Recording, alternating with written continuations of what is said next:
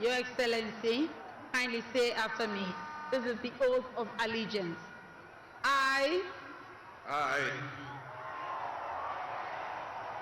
your name, John Dramani Mahama, do in the name of the Almighty God swear do in the name of the Almighty God swear that I will bear true faith that I will bear true faith and allegiance to the Republic of Ghana the Republic of Ghana as by law established, that I will uphold and that I will uphold the sovereignty and integrity of Ghana, and that I will preserve, protect and defend the Constitution of the Republic of Ghana.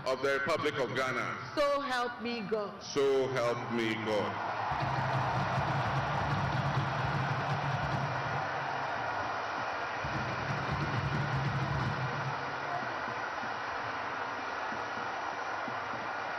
Your Excellency, now the presidential oath. I, John Dramani Mahama, having been elected to the high office of President of the Republic of Ghana, do in the name of the Almighty God swear that I will be faithful and true to the Republic of Ghana, that I will at all times preserve, protect and defend the Constitution of the Republic of Ghana, and that I dedicate myself to the service and well-being of the people of the Republic of Ghana, and to do right to all manner of persons. I further solemnly swear that should I at any time break this oath of office, I shall submit myself to the laws of the Republic of Ghana and suffer the penalty for it. So help me God. Congratulations, Mr. President. Let me be the first.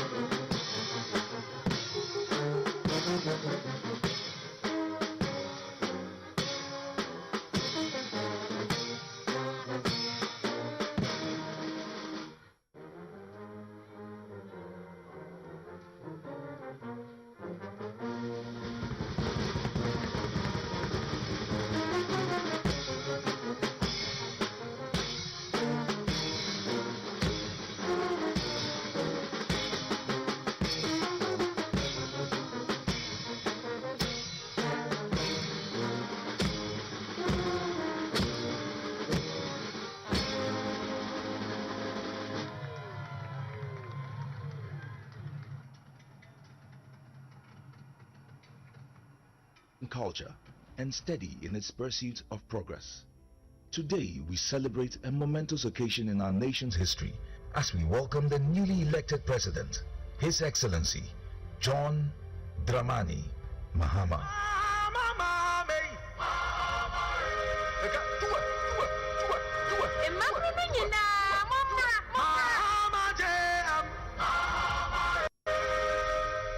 A true nation builder committed to forging a brighter future for all Ghanaians. John Mahama embodies the pillars of leadership that our nation craves: trustworthiness, reliability, modesty, and above all, truthfulness. From the moment he stepped into the political arena, John Mahama has demonstrated an unwavering commitment to the people of Ghana. His approachable demeanor, paired with his genuine concern for the needs of the Ghanaian, has earned him their trust, a trust that is pivotal for any leader aiming to guide a nation through challenging times. What I really like about JDM is his humility. The man is simply so down to earth, it's unbelievable. He's so humble, it's unbelievable. I really like that about him. Mama osonyame, odonyame, osonyame, openi pasem. Okita kumapa mihuna se mehu mini abema oyobi nso a onyiye nipam we ya akwala o we opani o we ye pepeni o we ye twivi o we ye bebia trap bia o fibia Joma amata wase on ka se we nye twivi we nye we Joma members obia President Mahama is practical.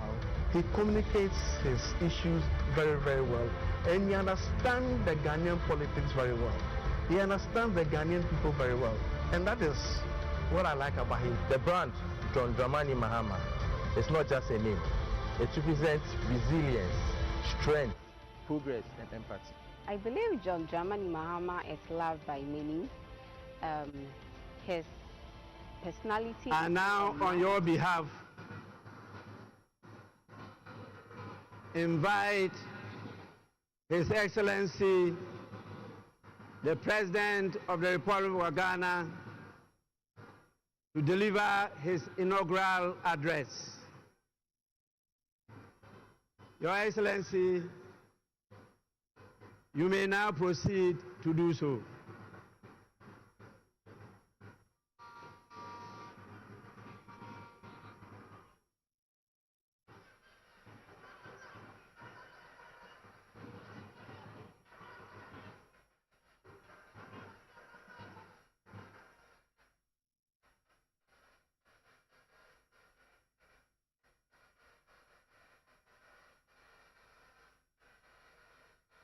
Hold it.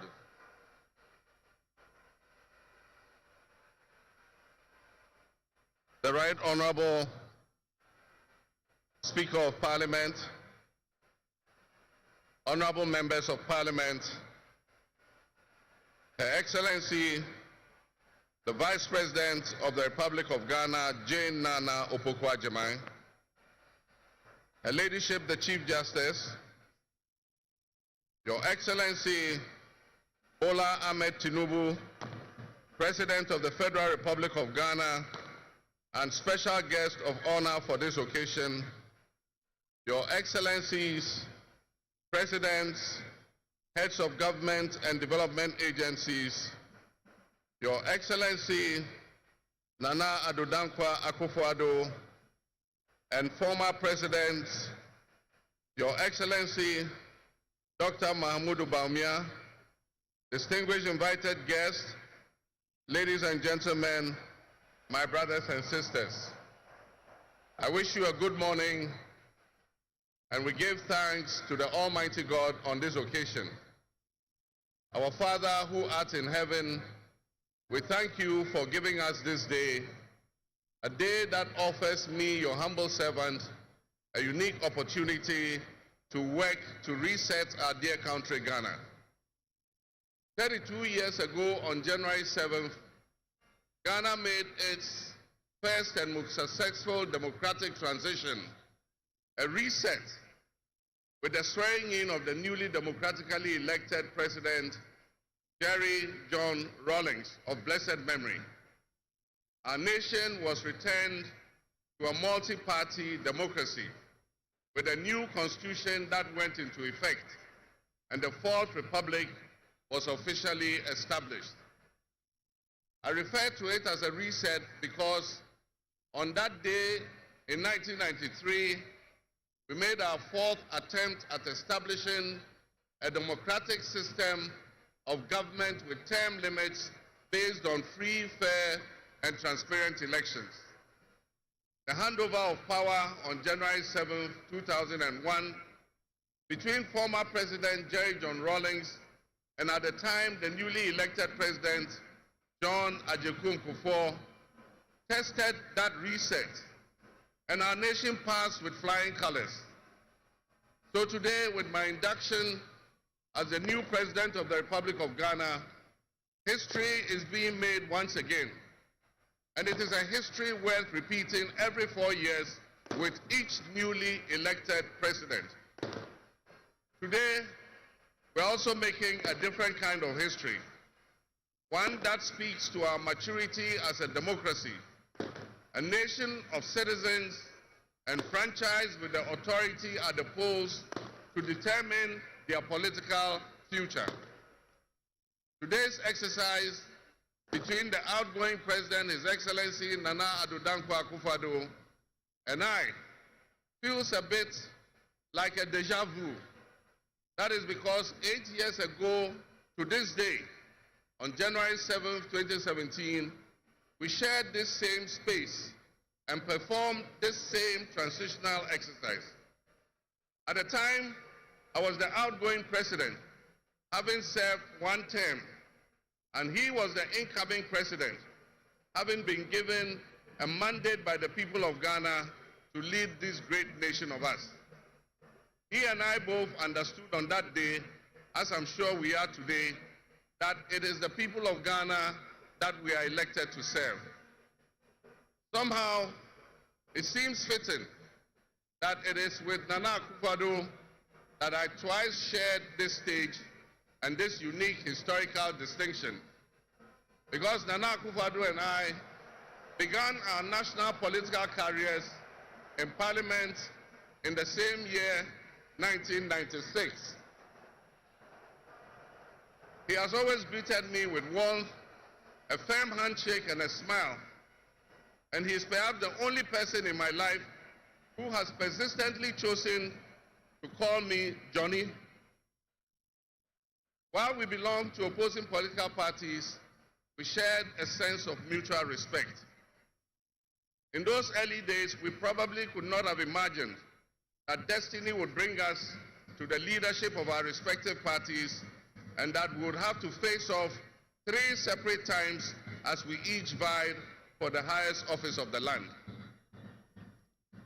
Nana, as this will be our final meeting under these circumstances, and as I look back on the journey we have traveled together, 2 much younger men who entered Parliament together with a full head of black hair, and you with the same bald head and round eyeglasses, I have to say that you have, without exception, been a worthy opponent. I extend my warmest wishes to His Excellency, the former Vice President, Dr. Alhaji Mahmudu Bawumia, It was a grueling campaign, and we gave it our all. Your sportsmanship in making an early concession eased tensions and contributed to the early conclusion of the electoral contest. I wish you all the best in your endeavors. My brothers and sisters, the world in which Ghana exists today, as I begin this presidency, is not the same world in which we have lived under other presidencies. There are tensions and conflicts that have not previously existed between nations. These tensions and conflicts place pressure on alliances to decide where we will support. There's a seismic shift happening within the system of global economic dominance. Whereas the G7 nations, United States, the United Kingdom, Canada, France, Germany, Italy, and Japan once provided the highest percentage of the world's GDP, over the last decade, that number has been steadily dropping. However, the combined total of the GDP of the BRIC nations, Brazil, Russia, India, China, South Africa, Iran, Egypt, Ethiopia, UAE, their GDP has been consistently increasing. In 2023, for instance, the G7's combined total of world GDP was 30%. But by 2029, that number is predicted to drop to 27%. In 2023, the BRICS percentage of world GDP was 37.3%. And so what does this mean to us in Ghana? What could it mean to our economy? Where do we fit in this geopolitical maelstrom? Technology such as artificial intelligence has taken us to new heights, opening up the potential for national, financial, and personal security issues that we are not yet able to imagine. One example is the use of misinformation and algorithm manipulations on social media platforms to sway a particular group's sentiments towards or away from something. Now more than ever before, we need to strengthen our ties with our neighbors to ensure that we're working together to keep our sub-region safe. We stand in solidarity and work in alliance with all our neighbors in the sub-region. Recognizing the history of our borders, we also acknowledge that on the other side of our country's borders are our family members. They may be Ivorians, they may be Togolese, they may be Burkinabes, they may be Nigerians or Malians, but they are also Akans, they are Kasinas, they are Gwans, they are Ewes, they are Nzemes, they are Hauses, they are Moshis and Gourmets, because we are all part of one another, one big family. With the increase of the climate crisis, and as the waters grow warmer, melting the Arctic ice and permafrost, there's a greater likelihood for viruses that have been frozen and thought to be extinct for decades, perhaps even centuries, to begin to spread and create another global pandemic. The changing climate conditions, increased population density in urban areas, and mass international travel are enabling existing viruses to spread and mutate at a faster and faster rate than they did before. This is a serious challenge. Let us not forget the toll that the past epidemics of viruses like Ebola, COVID, and Mpox have taken on the families and communities and medical infrastructure in several of our neighboring countries and in the sub-region. Let us also not forget how swiftly and completely the COVID pandemic brought the entire world to a screeching halt. My government will be working diligently to strengthen our public health systems while monitoring the global health situation so that when, and not if, but when the next pandemic or epidemic occurs, the loss of lives in Ghana will be minimal. The larger world exists around us and to some extent within us. While we cannot and should never use it as an excuse to stray from the direct and immediate needs of Ghana for the well-being of our citizens, we must also bear in mind that the affairs of the world, if we care to shape, lessen, avoid, or even at the other end of things, maximize the effect they have on us. My brothers and sisters, barely a month ago, we held historic elections that have caused dramatic shifts in our political landscape. I feel greatly honored that you, my compatriots, considered me worthy of receiving such an unprecedented and overwhelming mandate to steer the affairs of our beloved nation at this critical time in our history.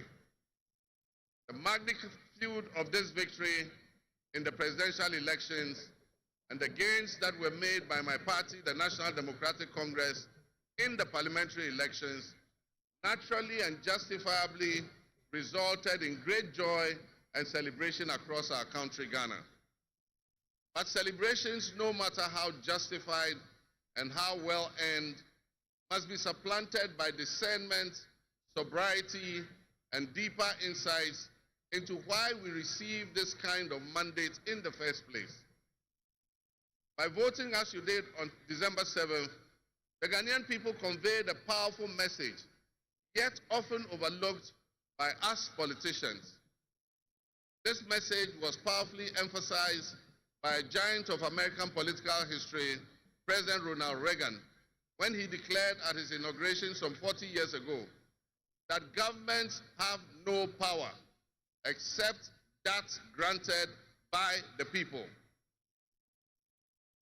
While Ghanaians take great pride in our thriving democracy, they are deeply dissatisfied with the quality of governance over the years and have openly voiced that dissatisfaction through the decisive actions that they undertake at the elections.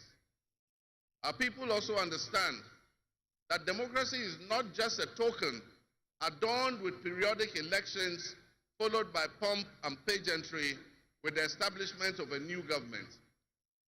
They expect that if democracy is celebrated as a superior means of governance, then its outcomes must be more tangible and benefit them in their individual lives.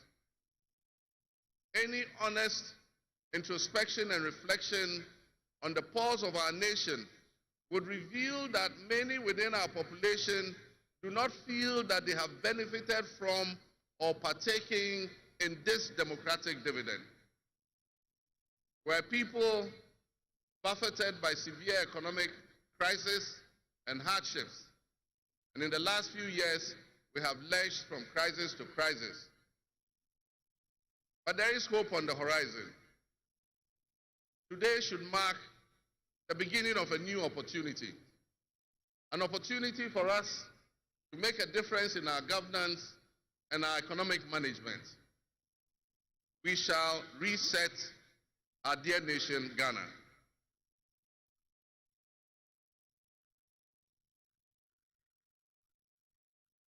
To the millions of my fellow countrymen and women who joined long queues and waited in the sun for their turn to vote for me, you have my sincerest thanks for honoring me. My firm, immutable assurance is that your votes will matter in the work that I'll do to make a difference in the destiny of this dear nation of ours. Your courage to bring change will not go in vain. Our nation was born with much promise. That promise would seem hazy and in doubt now because of all that has happened in the past. But I urge you, my fellow countrymen, not to be sucked into a state of perpetual pessimism. For some time, our country has urgently needed leadership with an unwavering desire to get things done. I, with all humility, assent that I intend to be that leader with your cooperation and your help. As your next leader, I shall strive to exercise sound judgment and be able to make the right calls at the right time.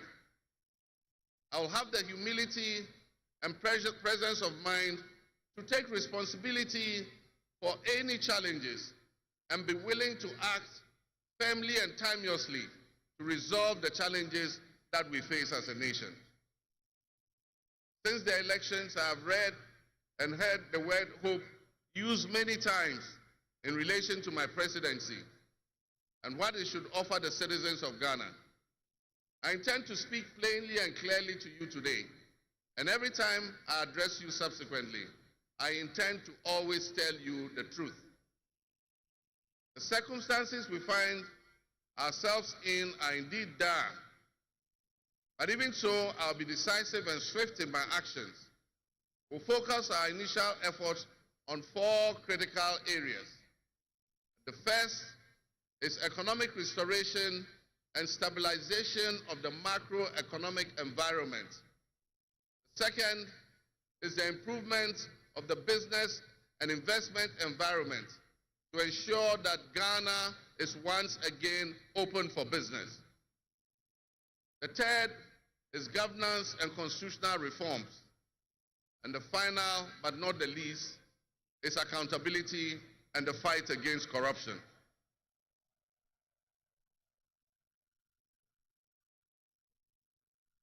My brothers and sisters, actions have always spoken louder than words. With that in mind, I have entered into a covenant with you, the good people of Ghana, in which I have enumerated 26 actions that I'll take within my first 120 days. There is reason for hope, and there is every reason for hope. But we must also have faith, because faith empowers us to trust the things that will happen. With faith, you believe what you know, and that is why we need faith to be able to achieve our reset. We need a reset with the faith we have in our country and our leadership. We need a reset with the faith we have in our institutions. We need a reset with our faith in our dear nation, Ghana. And by that, I mean in all of us, because all of us are Ghana. You are Ghana, and I am Ghana. All of you seated here today, Ghanaian citizens, you are Ghana. The people who you are with or near you as you watch this on television, in your homes, or listen on radio, or follow on social media, are what we call Ghana. I ask that we enter into the covenant with the Ghana we all love and the good people of our country who make up this dear nation. And I ask that you envision a Ghana that you want to live in, a Ghana that you want to leave behind to your children and your grandchildren. What can you do to help build that better Ghana that we all strive for? What behaviors, what attitudes and mindsets can we reset? We need a reset, and we have faith in Ghana's ability to overcome, excel, and be so successful with this reset that it will be difficult to imagine a time when that was not the case. As we stand at this momentous crossroads in our nation's history, I am honored and humbled to accept the mantle of the President of the Republic of Ghana. Today we celebrate a new administration and herald an unprecedented era of opportunity and transformation. With Naana, Jane, Opoku-Agyemang by my side, we are poised to embark on a journey of progress and inclusivity, united in our vision for a more prosperous Ghana. This day is particularly special for us and for every Ghanaian who dreams of a society where barriers are shattered and ambitions are realized. With the inauguration of Ghana's first female vice president, we have turned a significant page in our history. Naana Jane's ascension to the high office is not merely a personal triumph.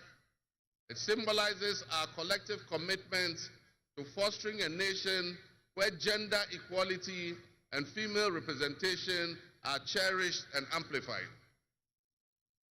This is a powerful testament to the power of diverse voices to shape the future, voices that have the courage to soar beyond our traditional confines. My brothers and sisters, together as we look to the horizon, we reaffirm our dedication to breaking the glass ceiling that has long hindered many from reaching their full potential. Governance that reflects all segments of our population strengthens our democracy and enriches our conversation. We stand committed to enacting policies that empower women and ensure that the door of opportunity is opened wide for our youth and our women, regardless of their background. Together, we'll galvanize our efforts to create a society where every Ghanaian can dream, believe, and achieve without any restraints. Remember that great leadership is not defined merely by the offices we occupy, but by the legacy that we leave for future generations. My administration, along with my Vice President, Naana Opoku-Agyemang, will prioritize inclusivity, accountability, and innovation, forging pathways that will lead to the upliftment of all of our citizens. I'm profoundly grateful for this moment, a cornerstone in our journey towards a brighter future for Ghana. In this resounding victory, I see a clarion call, particularly from the youth of Ghana, a generation that is brimming with potential and dreams that are waiting to be realized. This moment is a powerful affirmation that your voices matter, that your aspirations are valid, and that your future must be our priority. We're committed to translating your hopes into action and creating opportunities for education, entrepreneurship, employment, and empowerment. Our policies will be tailored to sustain innovation and foster industry that engages today's young minds and equip them with the skills needed for tomorrow's challenges. Together with the private sector and captains of business, we will create decent and well-paying jobs. As we embark on this new chapter, I assure you that our decisions will champion diversity in all facets of governance, ensuring that every Ghanaian, regardless of your ethnicity, your gender, your age, your religion, or any background, will have the opportunity to contribute to our nation's story. Ghana's youth represent the heartbeat of our democracy. Their ambition will drive our policies as we strive to create an inclusive, equitable society where everyone has a seat at the table. Our vision hinges on the introduction and implementation of a 24-hour economy. We envisage an innovative and vibrant 24-hour Ghanaian economy, which will also be anchored in agriculture and agribusiness. This innovative approach would unlock potentials that have long remained dormant, enabling us to harness the energy and creativity of all our people.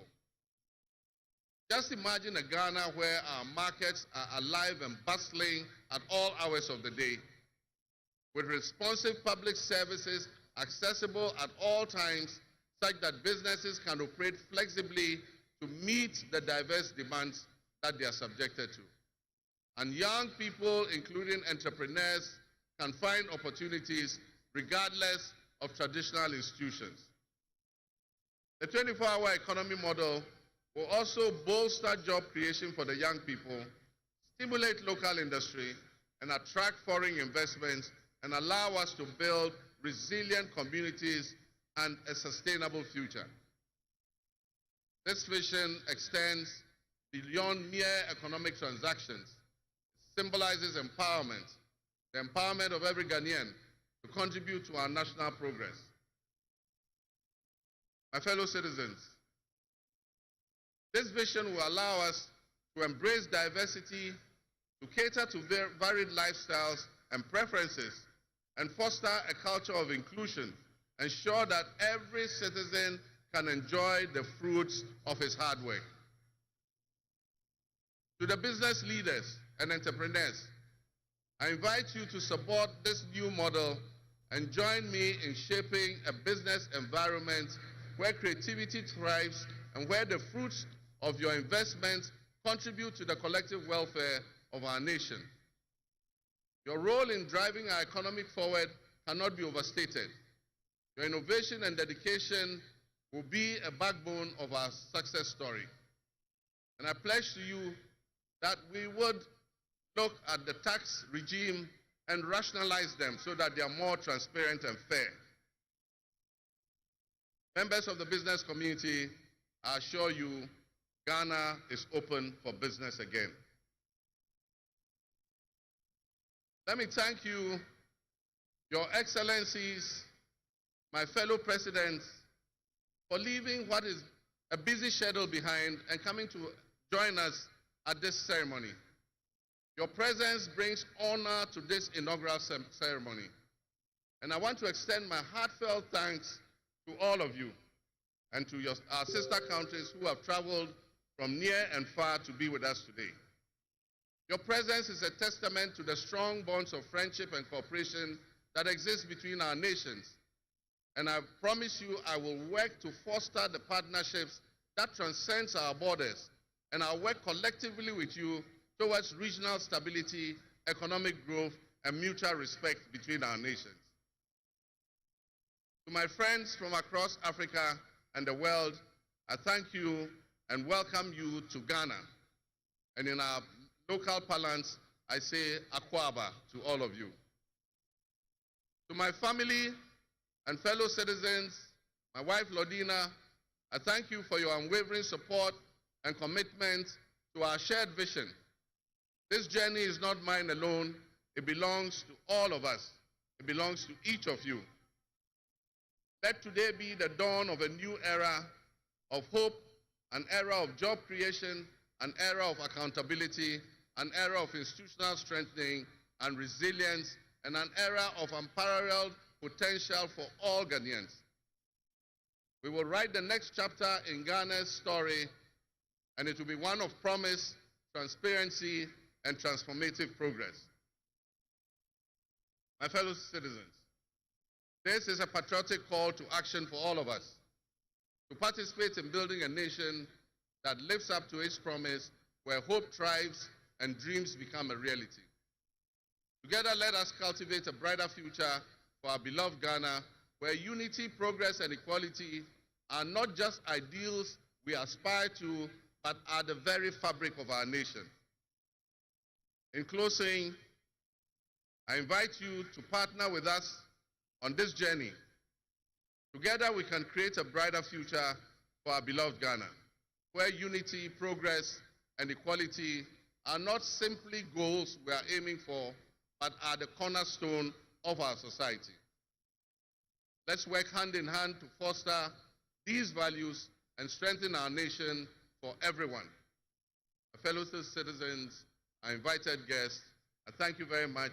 May God bless our homeland Ghana and make our nation great and strong. I thank you.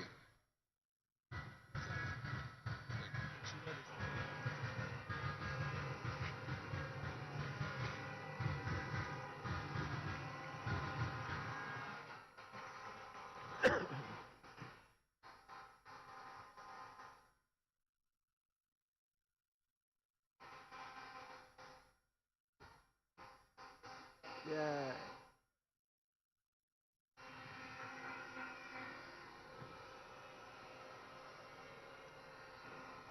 Honorable members, on your behalf, I convey the gratitude of the House to His Excellency, the President of the Republic of Ghana, for his address. Your Excellency, the House is extremely grateful to you.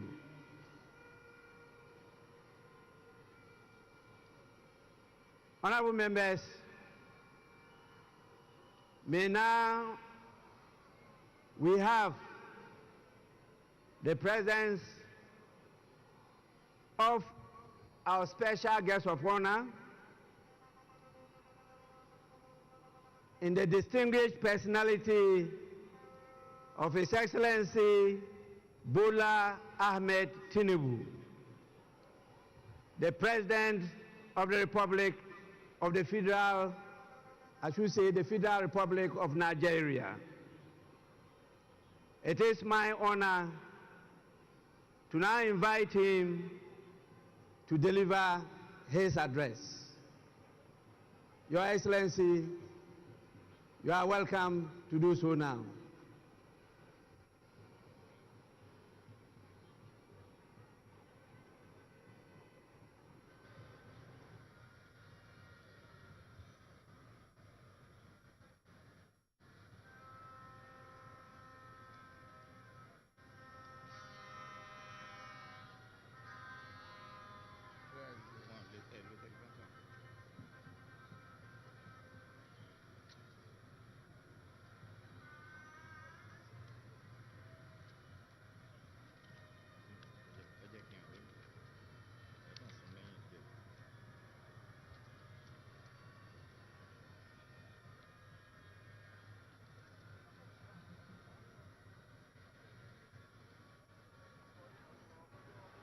Your Excellency,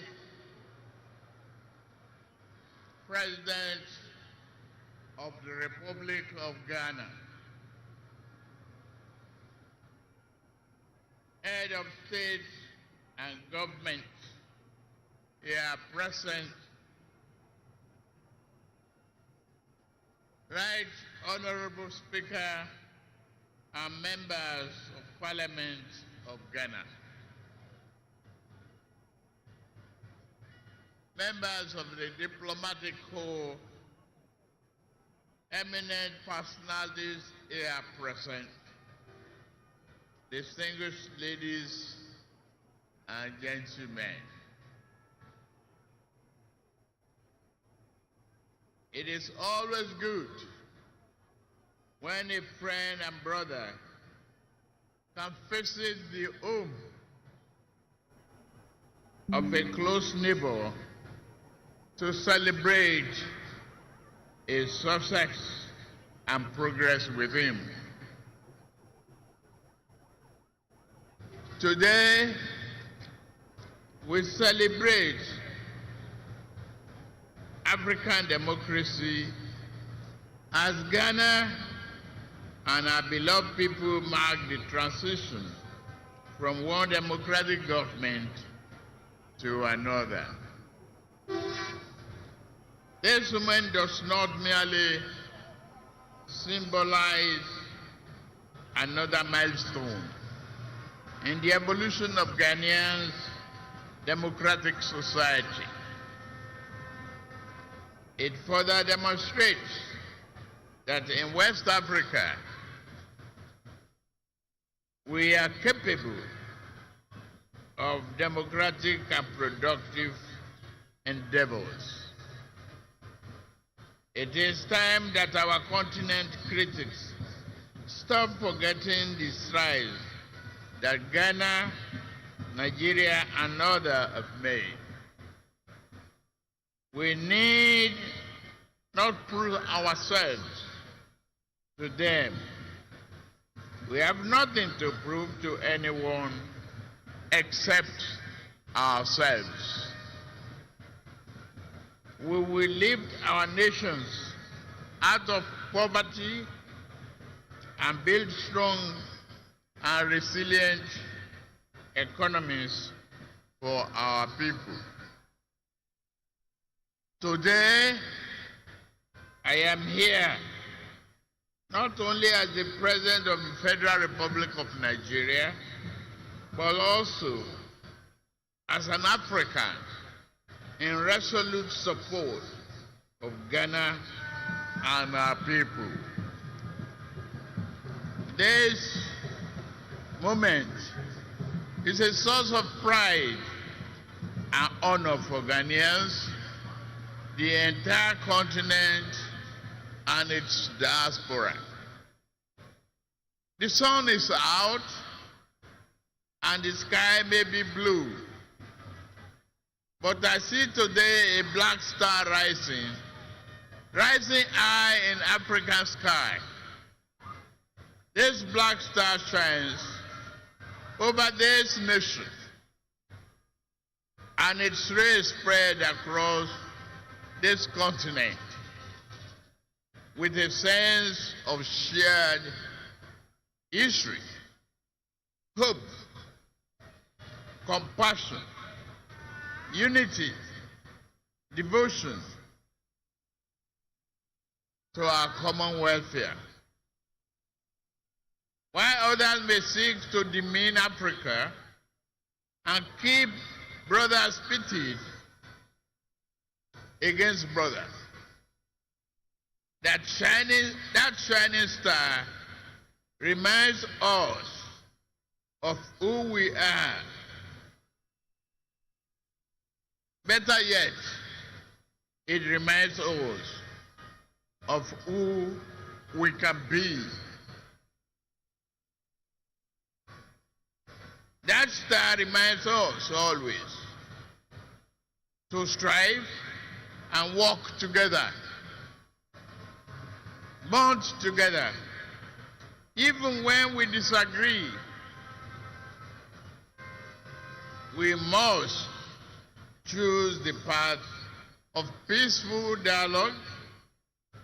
Never can we do harm to our brothers, nor can we permit any outsider to disrupt our bonds of brotherhood.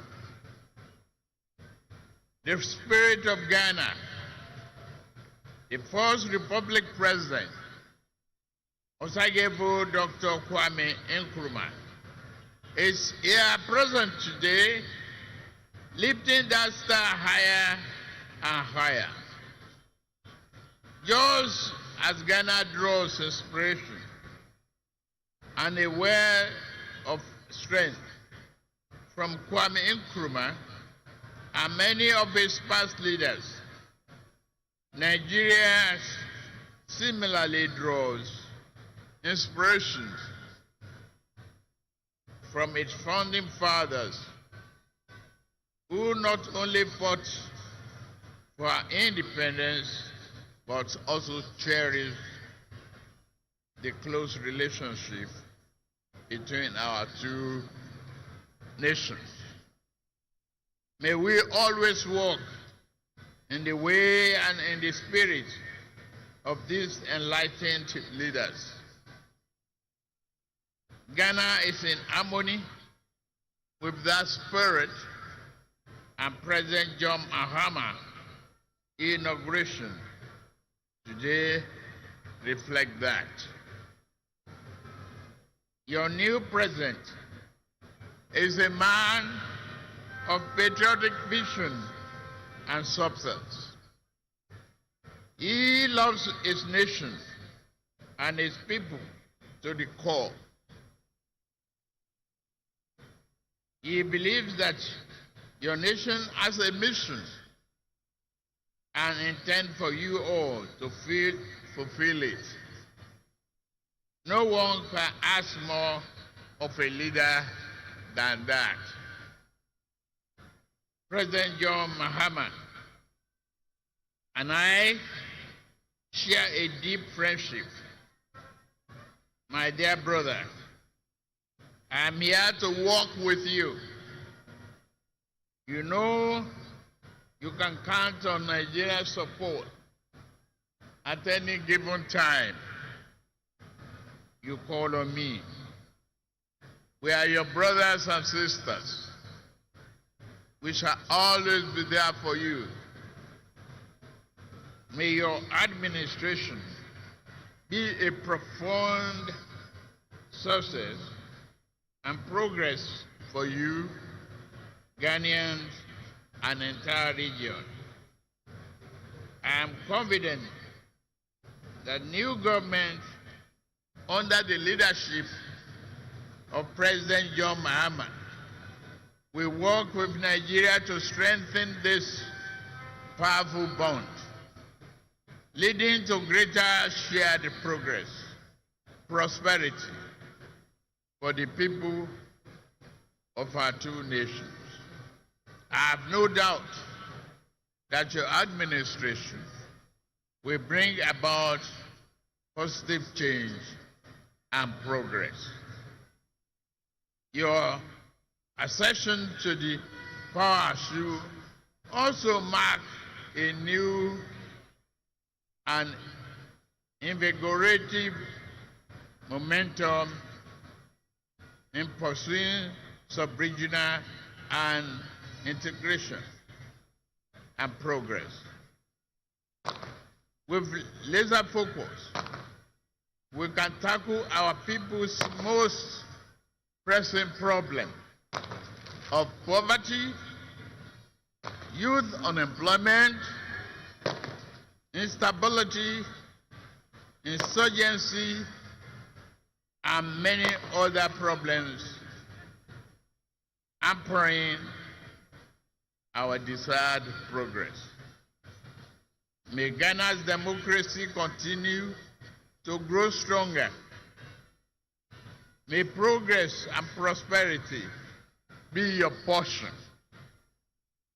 Let us all look forward to a future filled with hope, opportunity, and progress. God bless Ghana and its beloved people. God bless Federal Republic of Nigeria and its beloved people. God bless ECOWAS. God bless our beloved Africa. I thank you for your kind attention. God bless you.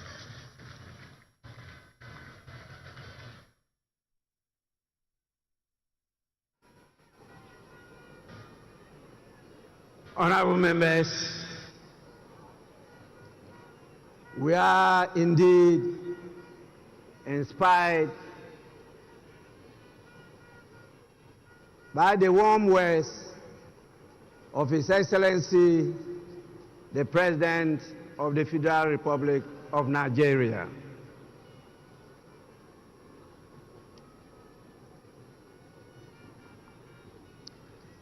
I now have the honor to, on your behalf, invite the visiting heads of state and former presidents to congratulate the President of the Republic of Ghana.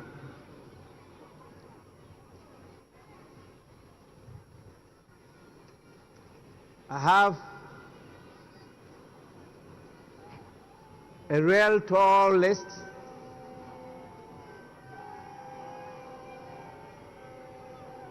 It is my hope and prayer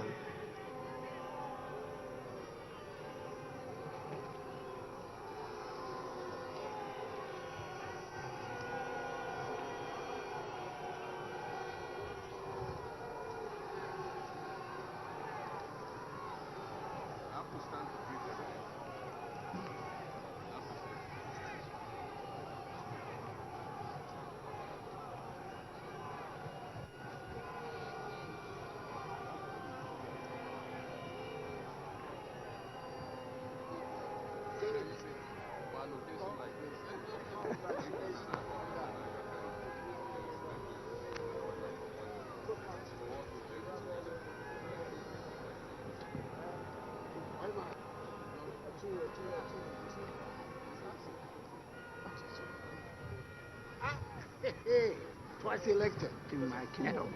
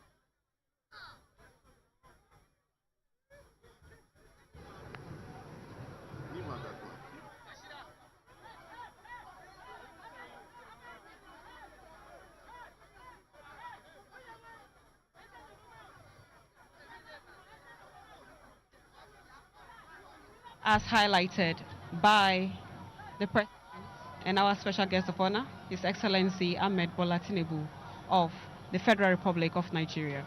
Now, what else? What is the next on the agenda?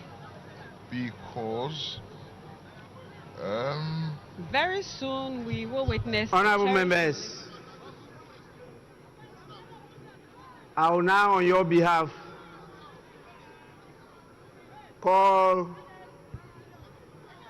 the names of our distinguished dignitaries, the heads of states and presidents from various countries, to come to congratulate His Excellency the President of Ghana. And I will start with our special guest,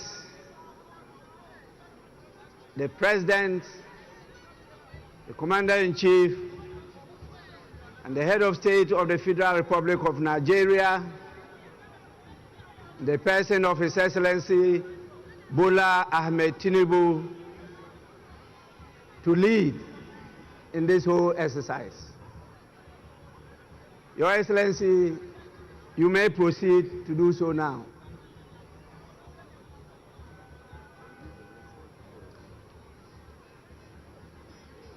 Immediately after him will be His Excellency the President of the Republic of Rwanda, His Excellency Paul Kagame.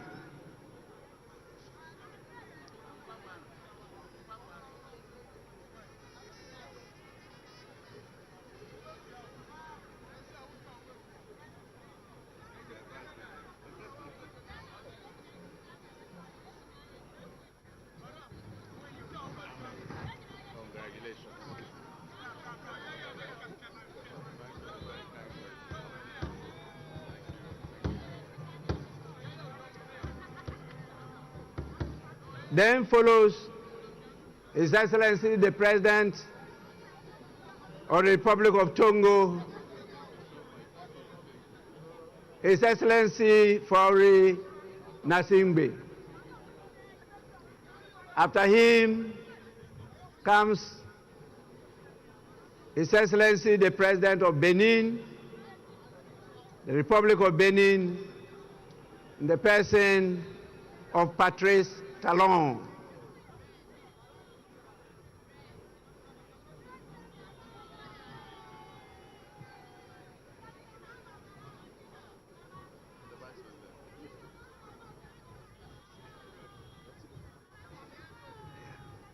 Bienvenue.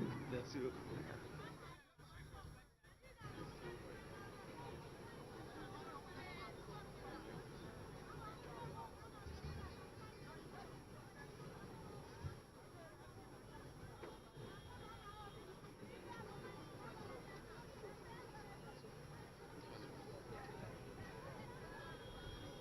Félicitations.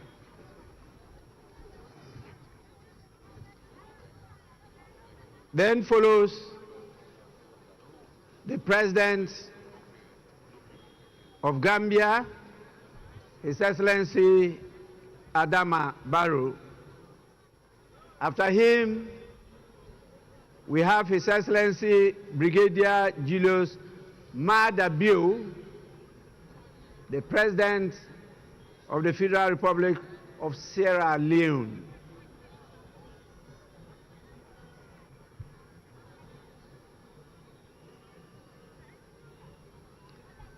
Immediately follows His Excellency Felix Antoine Tshisekedi Chilombo, the President of the Democratic Republic of Congo.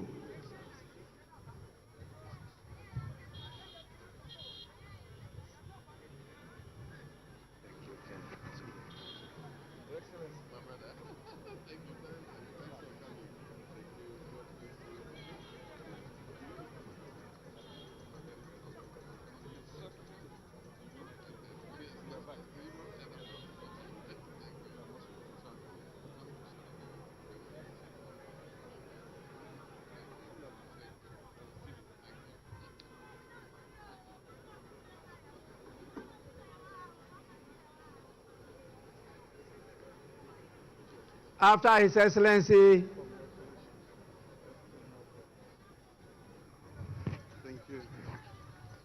the President of the Democratic Republic of Congo, we have His Excellency Umaru Sissoco Embalo, the President of the Republic of Guinea-Bissau.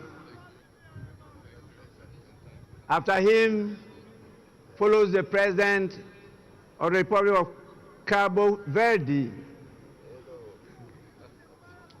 His Excellency Jose Maria Neves.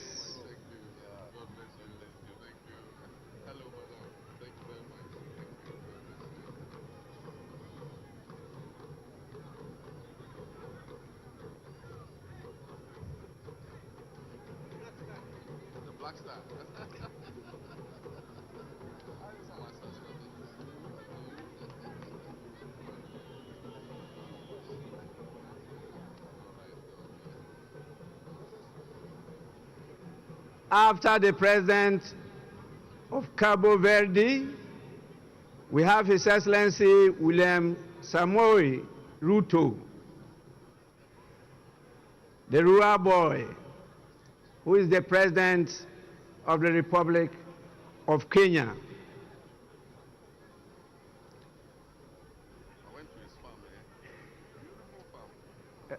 Rural boy.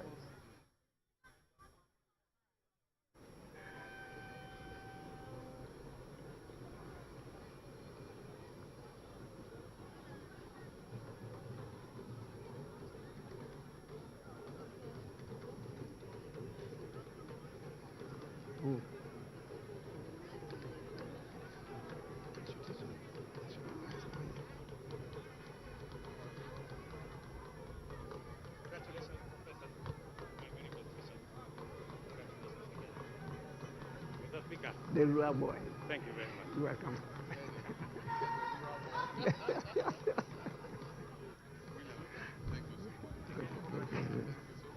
Honorable members, after His Excellency William Ruto, this is the President of the Republic of Liberia, His Excellency Joseph Numa Boakai Sr.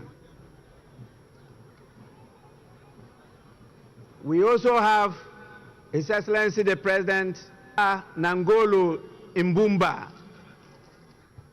He is the President of the Republic of Namibia. Sorry. That is a she, not a he. Doctor, you may forgive me.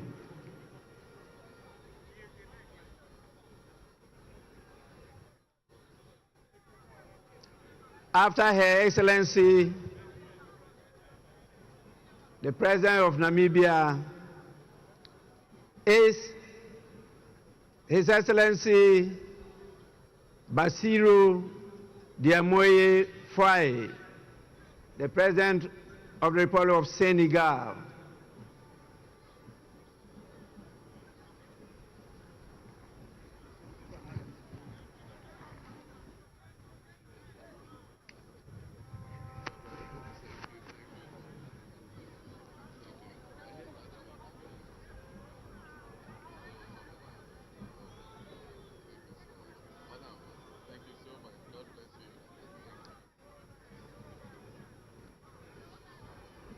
We then have the President of the Republic of Chad, in the person of His Excellency Mahamat Idris Deby Itno.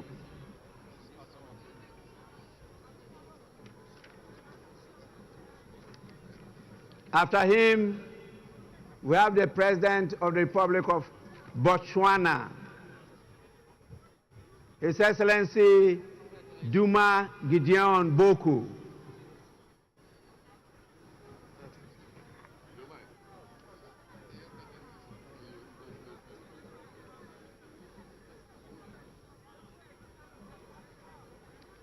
After him comes the head of state of the strong people of Burkina Faso, His Excellency Captain Ibrahim Traore,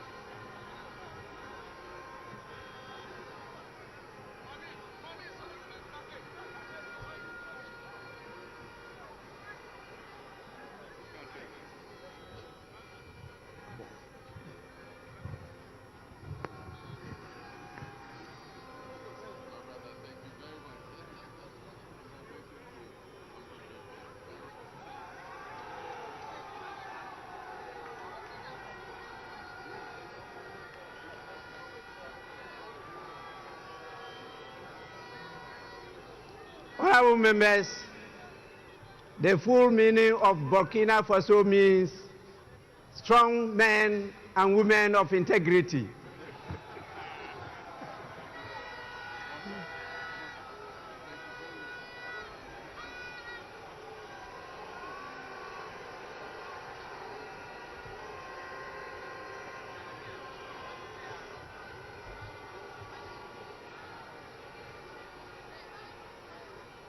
We have His Excellency Brigadier General Bryce Clotaire Oligui Nguema,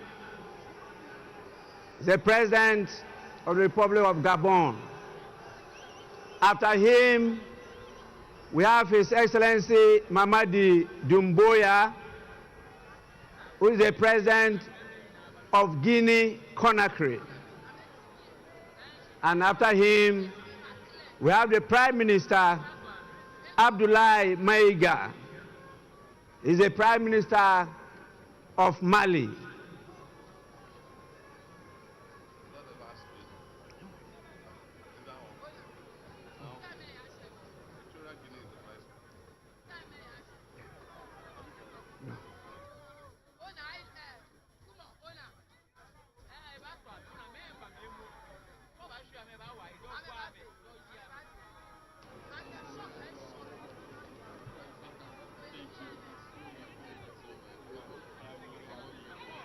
We also have the Prime Minister of Niger in the person of Mr. Lamine Zain Ali Mahman,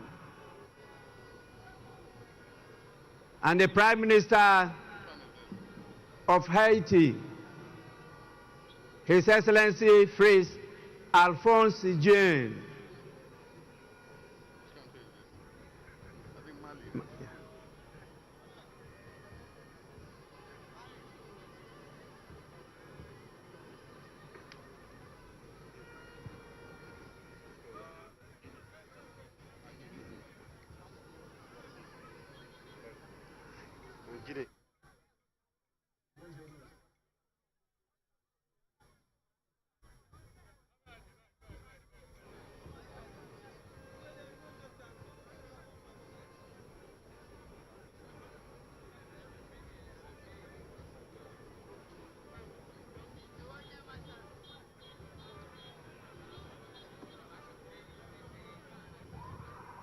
Prime Minister Mali,